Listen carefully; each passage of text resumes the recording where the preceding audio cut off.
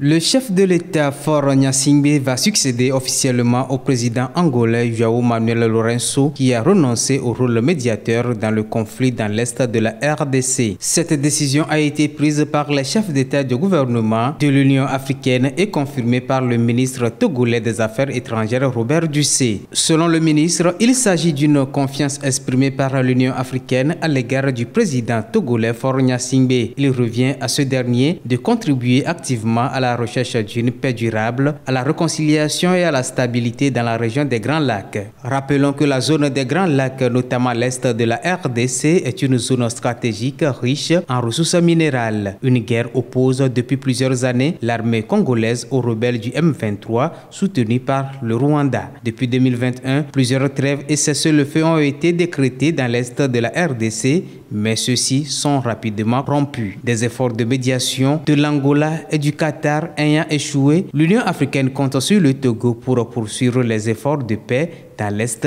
de la République démocratique du Congo.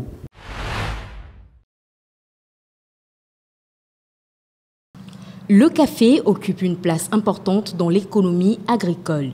La filière constitue la deuxième culture traditionnelle d'exportation du Togo après le coton. Bien que modeste producteur, le Togo se distingue sur l'échiquier international par la qualité de son café. L'agriculture est tenue en haute estime par le Togo qui veut booster la production de café, une des cultures développées sur le territoire. Suite aux progressions significatives enregistrées dans la filière au cours des dernières années, il est ambitionné de doubler le rendement avec un objectif fixé à 50 000 tonnes d'ici 2030.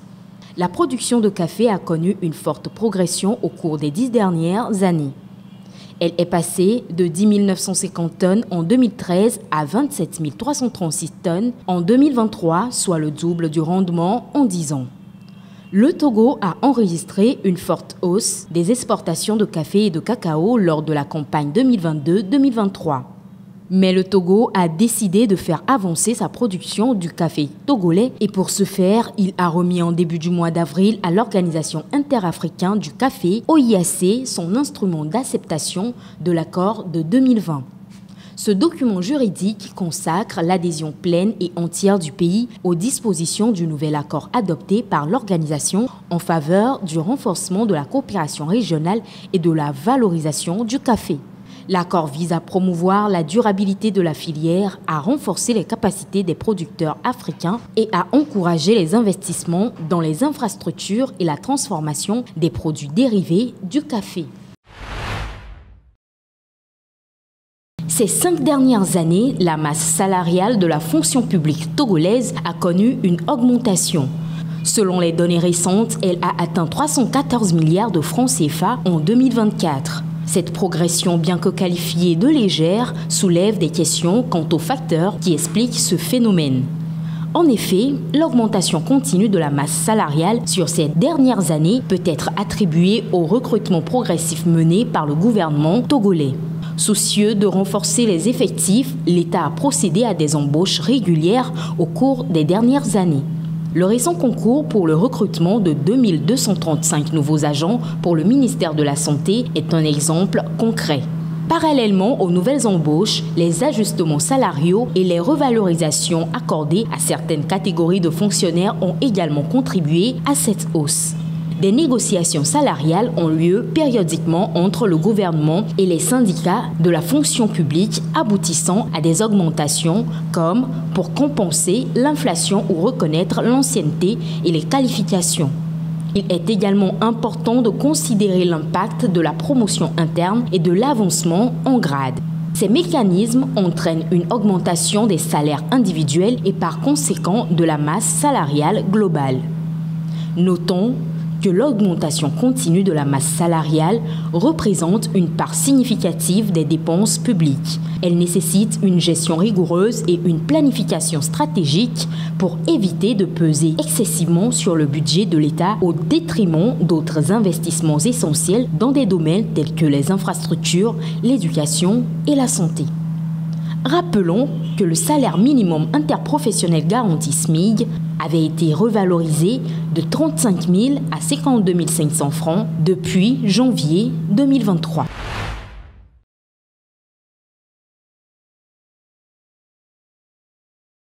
Au Togo, la rentrée 2025-2026 marquera un tournant pour l'enseignement supérieur professionnel. Le gouvernement a décidé d'introduire un examen national obligatoire pour tous les étudiants en licence professionnelle, une initiative visant à assainir un paysage éducatif actuellement fragmenté.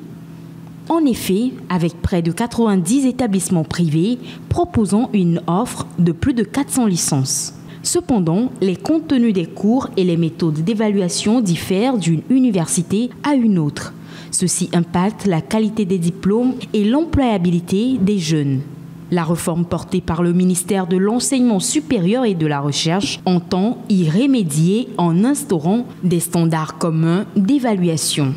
Une avancée significative a été la validation de 69 programmes harmonisés dans des secteurs clés comme l'agronomie, l'informatique ou l'audiovisuel. Ces référentiels serviront de base à l'organisation des examens nationaux dès la prochaine rentrée. Cependant, les conséquences attendues sont à savoir une évaluation équitable pour tous les étudiants, une reconnaissance étatique directe des diplômes, un enseignement plus cohérent et aligné sur les exigences du marché du travail.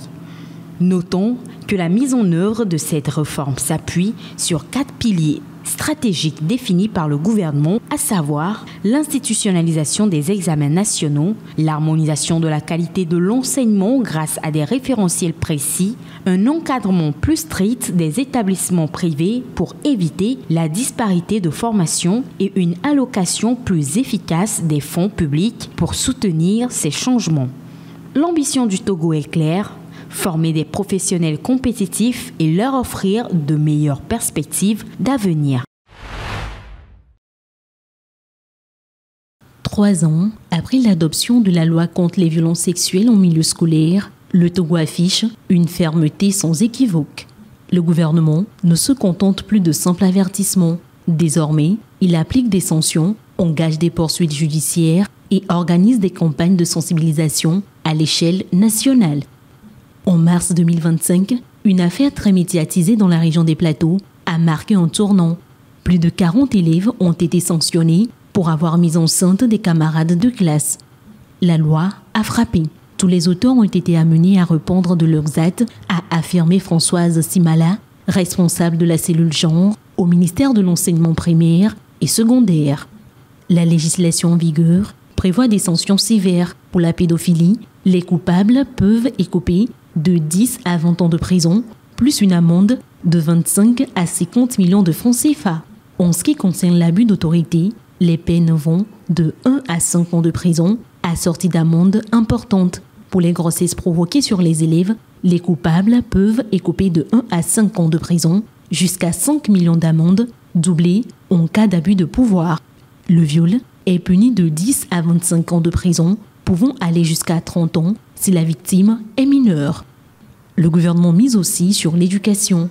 Une campagne nationale a récemment sensibilisé 30 000 élèves dans 14 préfectures avec un grand rassemblement à Lomé. L'objectif est d'informer les jeunes sur leurs droits et les conséquences juridiques des actes de violence sexuelle en milieu scolaire. En Côte d'Ivoire, Tidjane Thiam poursuit sa course à la présidentielle d'octobre 2025. Le président du PDCI est accusé par une membre dissidente de son propre parti d'avoir menti sur sa nationalité ivoirienne. Cependant, la juge des référés s'est déclarée incompétente dans l'affaire qui oppose l'ancien banquier à Valérie Yapo, qui réclame sa destitution. Tidjane Thiam est vu comme étant la principale figure d'opposition face au camp du président sortant Alassane Ouattara. Le maintien de l'ancien patron du Crédit Suisse dans la course électorale n'a pas empêché le PDCI d'annoncer le retrait de ses représentants de la commission électorale indépendante chargée d'organiser les scrutins. Faisant partie de la même coalition que le Front populaire ivoirien de l'ancien Premier ministre Pascal Affi-N'Guesson, Thiam devrait être rejoint par ce dernier. L'autre grand parti d'opposition, le Parti des peuples africains PPACI de l'ancien président Laurent Gbagbo, a lui aussi annoncé son départ de la CEI. Au premier rang, concentré, Brice Oligui Nguema attend l'annonce. 90,35% des voix, l'ancien militaire devenu civil est le nouveau président du Gabon. Et c'est par une prière qu'il étrenne son nouveau statut. Jamais depuis l'instauration du multipartisme en 1990, un candidat n'avait reçu autant de suffrages, ni Omar Bongo ni Ali Bongo. Le ministère de l'Intérieur a enregistré une participation au-delà de 70%. Brice Oligui Nguema, l'ancien aide de camp d'Omar Bongo, a dépassé de très loin ses opposants. Billy Binze atteint 3%. Le nouveau président insiste très vite sur le travail à accomplir. Notre pays est en chantier. Je vous invite à reprendre vos activités professionnelles. Dans cette 5e République que nous appelons de tous nos vœux, soyons des bâtisseurs. Que Dieu vous bénisse. Que Dieu bénisse le Gabon. Je vous remercie pour cette belle victoire. Depuis son putsch d'août 2023, Brice Oligui Nguema a souhaité entamer la restauration de son pays, le mot qu'il a choisi pour la période post-Bongo. Ses partisans ne sont pas surpris par la victoire largement attendue au fil des semaines et des meetings. Sentiment de joie, satisfaction totale, pleinement. Parce que déjà depuis le 30 août 2023, quand il est arrivé, c'était vraiment une bouffée de soulagement. Toute la République était en branle, était vraiment ravie de partir des Bongo, il faut le dire. Mon seul souhait, c'est que le président continue ce qu'il a commencé de faire. Voilà, qu'il continue parce que les Gabonais veulent les actes, les actions. Et non la parlotte, les discours, tout ça c'est fini. Et nous attendons que le candidat désormais élu transforme ce pays parce que nous sommes en retard, nous avons 55 ans de retard. Il est temps que nous passions à autre chose. Ce bâtisseur ou rassembleur, selon la façon dont il se présente, a désormais 7 ans durée du mandat pour restaurer le pays. Un Gabon largement endetté, un point très négatif pour sa future politique.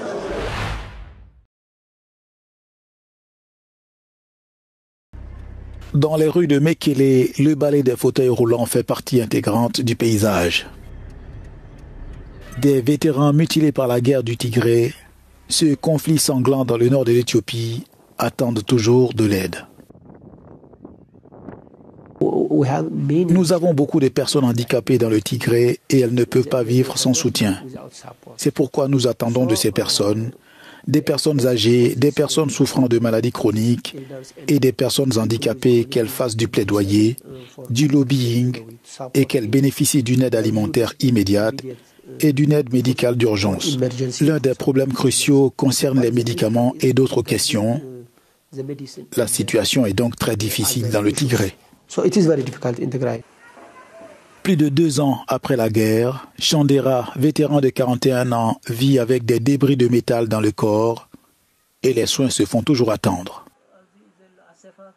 Mon œil perd du liquide et des éclats d'obus restent logés dans mon genou. Une balle est toujours dans ma tête et je n'ai reçu aucun traitement spécialisé. Je suis incapable de nourrir ma femme et mon enfant et je n'ai rien à manger. Je vis dans cette maison de tôle délabrée. Depuis près de 30 ans, le centre d'orthophysiothérapie de Mekele propose de l'aide à la mobilité dans le Tigré avec le soutien du Comité international de la Croix-Rouge. Mais à ce jour, prothèses, déambulateurs et autres béquilles commencent à manquer. Nous avons fourni 180 000 services au cours des 28 dernières années, mais ce chiffre n'est pas comparable à celui des 3 dernières années. L'étendue des dégâts durant cette période a été considérable. Rien qu'au cours des 3 dernières années, nous avons fourni 65 000 services. La charge qui pèse sur ce centre de physiothérapie est donc immense. Au Tigré, les centres de santé se retrouvent débordés au sortir d'une guerre qui a fait plus de 600 000 morts entre des combattants locaux opposés aux troupes fédérales d'Éthiopie et leurs alliés. Elle s'est achevée en 2022.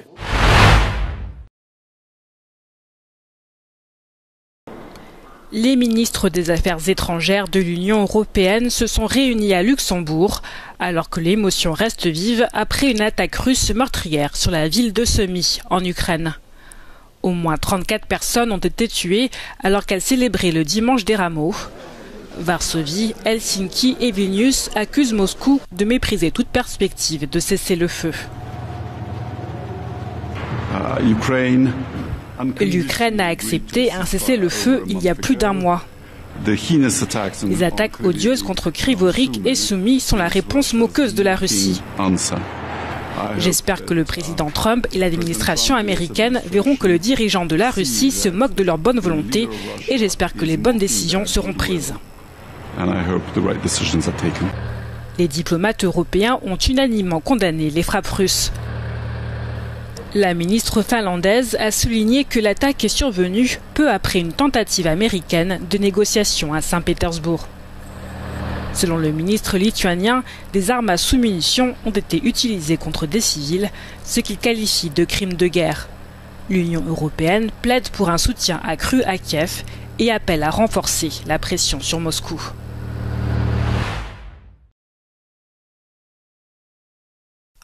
En Espagne, une organisation de traite des êtres humains a été démantelée dans le sud du pays. Le réseau faisait entrer clandestinement des migrants marocains en Espagne et dans d'autres pays de l'Union européenne. Selon les autorités, les passeurs contactaient directement les candidats à l'exil au Maroc qu'ils faisaient voyager par avion jusqu'en Roumanie. De là, les migrants étaient acheminés par la route à bord de camions ou de fourgonnettes jusqu'en Espagne. Chaque migrant payait en moyenne 3 000 €. 4 membres présumés du réseau ont été arrêtés à Carthagène. L'opération, menée avec Europol et Frontex, a permis d'identifier le chef du réseau, basé en Roumanie, qui supervisait toute la logistique.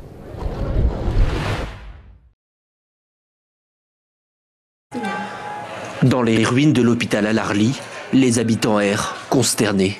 Du service de soins intensifs, il ne reste quasiment rien. Pulvérisé la veille par une frappe de l'armée israélienne. Les dommages sont irréversibles. L'établissement médical était le dernier encore en service dans toute la bande de Gaza.